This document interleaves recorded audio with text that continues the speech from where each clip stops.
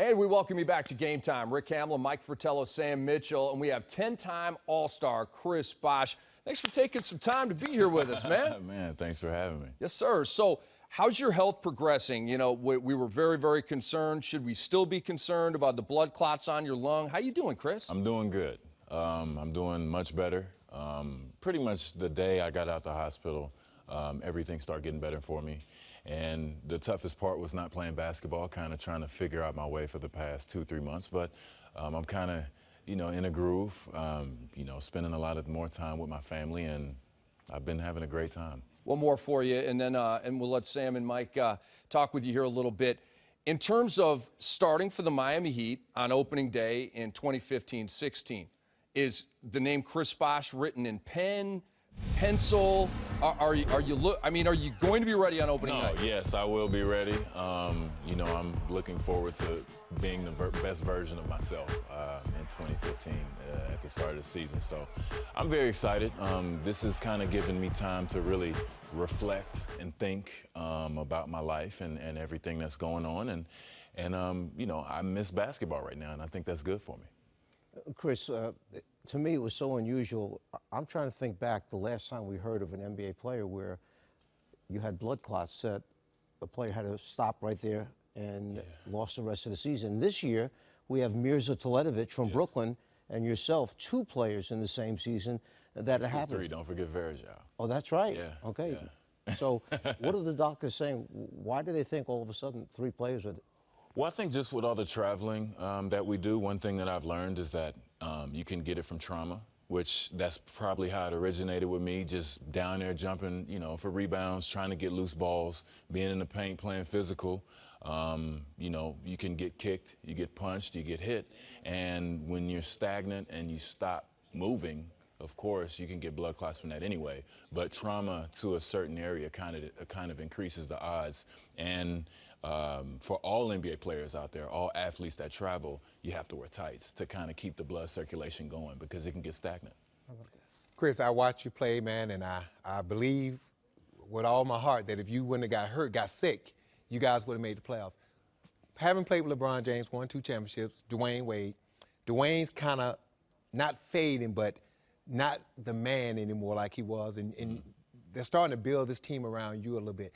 Are you starting to feel that, and are you comfortable with, it was LeBron, first it was Dwayne Wade, then LeBron, then Dwayne, now it's Chris Bosh's turn. Are you ready to take that mantle like you did in Toronto for us? I am. I think this is kind of, I believe that's why I'm in this situation right now, to kind of really think of my responsibility that I have to the team. And, it doesn't necessarily mean the offensive output, but it just means what I have to do on a nightly basis, the example I have to set for our young guys and really for our whole team to kind of continue the winning culture there in Miami.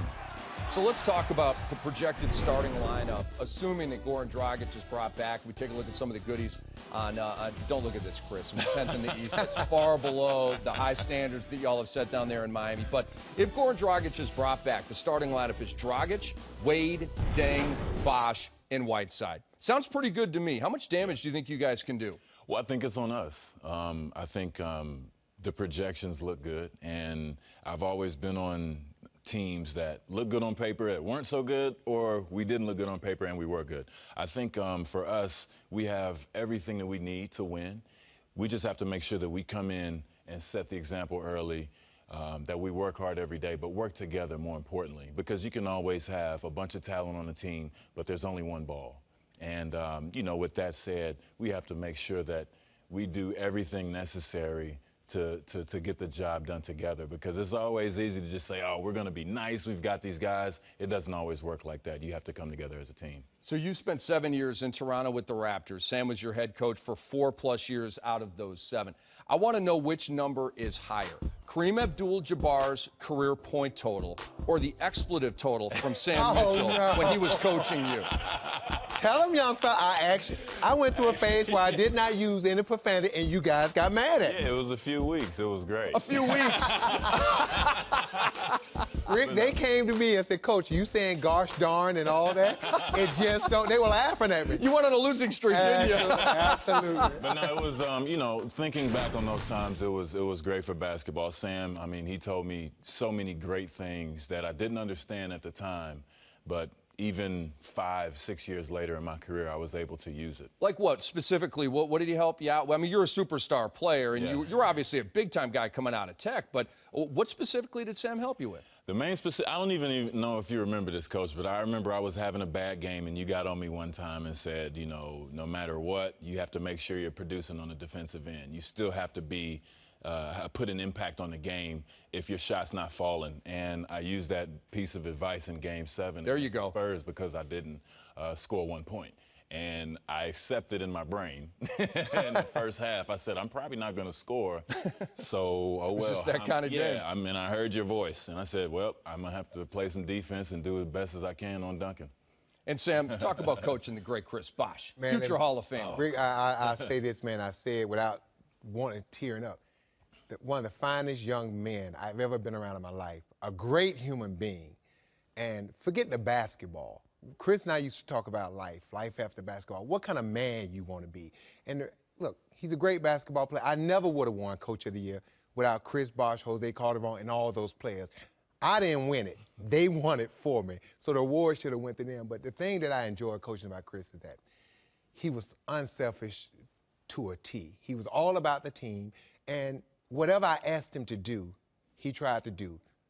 He was team first, never about himself. And I tell you, I'm so proud of him, and I was so proud, hated that he had to leave Toronto because I've coached there, but to see him win a championship, because he's too good a young man to have went through his career and not have experienced that. And I really believe with this new transition, with the Miami Heat and the players coming in, you're going to see this guy back at around 25 points a game, 10, 11 rebounds. And I used to tell him all the time, if you're not scoring, do you want me to take you out the game? Well, no, Coach. Well, play defensive rebound. You stay on the court. Great stuff. We could sit around and do this all night, but Chris, you've got a gig tonight with Matt Weiner, Isaiah Thomas, and Grant Hill on Inside the NBA. You looking forward to that? Yeah, that's the only way I can be in the playoffs right now. Can't thank you enough for dropping by. And Chris, we're really excited about the news that things are progressing well with the blood clots on your lung. We look forward to seeing you this upcoming season. Thank you very much.